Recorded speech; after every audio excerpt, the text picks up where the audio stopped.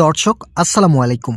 একটি বাড়ি একটি খামার প্রকল্পে নতুন একটি সার্কুলার প্রকাশিত হয়েছে, যেখানে বাংলাদেশের প্রতিটি জেলা থেকে অসংখ্য পদে আবেদন করার সুযোগ থাকছে। আজকের এই ভিডিওটিতে আমি এই সার্কুলারের সকল বিষয়ে বিস্তারিত আলোচনা করতেছি। আপনারা অবশ্যই ভিডিওটি প্রথম থেকে শেষ পর্যন্ত ধৈর্য সহকারে দেখবেন। ভিডিওটি দেখার শুরুতে যারা এখনও আমাদের এই চ্যানেলের নতুন সদস্য আছেন, তারা পরবর্তী আপডেট পেতে চ্যানেলটি সাবস্ক্রাইব করুন। তো এখানে দেখতে পারতেছেন পল্লী উন্নয়ন ও সমবায় বিভাগে একটি বাড়ি একটি খামার প্রকল্পে নতুন সার্কুলার। এই সার্কুলারে সর্বপ্রথম যে পদ রয়েছে পদের নাম সহকারী প্রকল্প পরিচালক। ৬৪ জন জনবল নিয়োগের লক্ষ্যে এই সার্কুলারটি প্রকাশিত হয়। সর্বসাকুল্যে বেতন ৩২,৬০০ টাকা নির্ধারণ করা হয়েছে।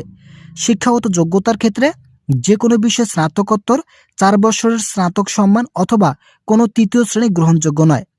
এই সার্কুলারে বাংলাদেশের প্রতিটি জেলা থেকে আবেদন করতে পারবেন। মূলত এখানে যতগুলো পদ দেখতে পারতেছেন, প্রতিটি পদের জন্য বাংলাদেশের প্রতিটি জেলা থেকেই আবেদন করার সুযোগ থাকছে। দ্বিতীয় নম্বর যে পদ রয়েছে পদের নাম উপজেলা সমন্বয়কারী।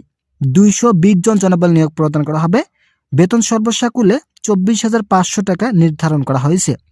যে কোনো বিষয়ে স্নাতকোত্তর ডিগ্রি অথবা ৪ বছরের স্নাতক সমমান পাস থাকলেই আবেদন করতে পারবেন। তৃতীয় নম্বর যে পদ রয়েছে পদের নাম ফিল্ড সুপারভাইজার। ১১১ জন জনবল নিয়োগ প্রদান করা হবে। সর্বসাকুল্যে বেতন ১৭,৩০০ টাকা এবং শিক্ষাগত যোগ্যতার ক্ষেত্রে কমপক্ষে দ্বিতীয় শ্রেণীর স্নাতক ডিগ্রি অথবা সমমান পাস থাকলেই আবেদন করতে পারবেন। যারা এখনও আমাদের এই চ্যানেলের নতুন সদস্য আছেন, তারা পরবর্তী আপডেট পেতে চ্যানেলটি সাবস্ক্রাইব করুন। চতুর্থ নম্বর যে পদ রয়েছে পদের নাম মাঠ সহকারী। ৩,০৮০ জন জনবল নিয়োগ প্রদান করা হবে। বেতন সর্বসাকুল্যে ১৭,২০০। শিক্ষাগত যোগ্যতার ক্ষেত্রে কমপক্ষে দ্বিতীয় শ্রেণীতে এইচএসসি পাস থাকতে হবে। এইচএসসি পাস থাকলেই মাঠ সহকারী পদে আবেদন করতে পারবেন। এছাড়াও সকল পদের প্রার্থীদের কাজ করার মন মানসিকতা থাকতে হবে। যারা আবেদন করবেন তাদেরকে অবশ্যই প্রতিটি পদের জন্য কাজ করার মন মানসিকতা থাকতে হবে। তাহলেই কিন্তু আপনারা এই সার্কুলারে আবেদন করলে চাকরি হওয়ার পর প্রতিটি পদের জন্য কাজ করতে এলিজিবল হবেন।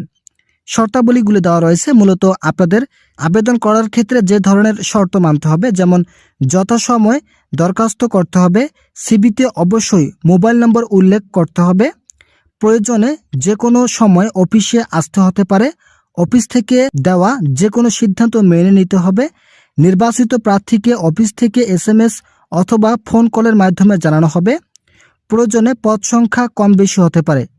এছাড়াও দক্ষ প্রার্থীদেরকে অগ্রাধিকার প্রদান করা হবে। তো এখানে যে সার্কুলারটি দেখতে পারতেছেন, এটা হচ্ছে ভুয়া সার্কুলার।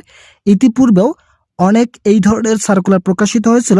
অনেকে এই সার্কুলারগুলোতে আবেদন করে প্রতারিত হয়ে আসছেন। তাই আমি আজকের এই ভিডিওটিতে আলোচনা করলাম। মূলত যারা ইতিমধ্যেই এই ধরনের সার্কুলারে আবেদন করেছেন, তারা পরবর্তীতে এই ধরনের সার্কুলারে আর আবেদন করবেন না। অবশ্যই আপনারা যে প্রতিষ্ঠানের সার্কুলার প্রকাশিত হবে, সেই প্রতিষ্ঠানের ওয়েবসাইটে গিয়ে ড্যাশবোর্ডে দেখবেন যে নতুন কোনো সার্কুলার প্রকাশিত হয়েছে কিনা।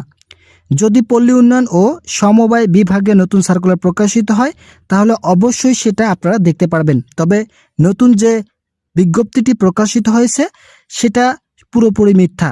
আপনাদেরকে আমি জানিয়ে দেওয়ার উদ্দেশ্যে আজকের এই ভিডিওটি করলাম। আপনারা অবশ্যই এই ধরনের সার্কুলারগুলো অ্যাভয়েড করে চলার চেষ্টা করবেন, যাতে পরবর্তীতে নতুন কোনো ভুল না হয়।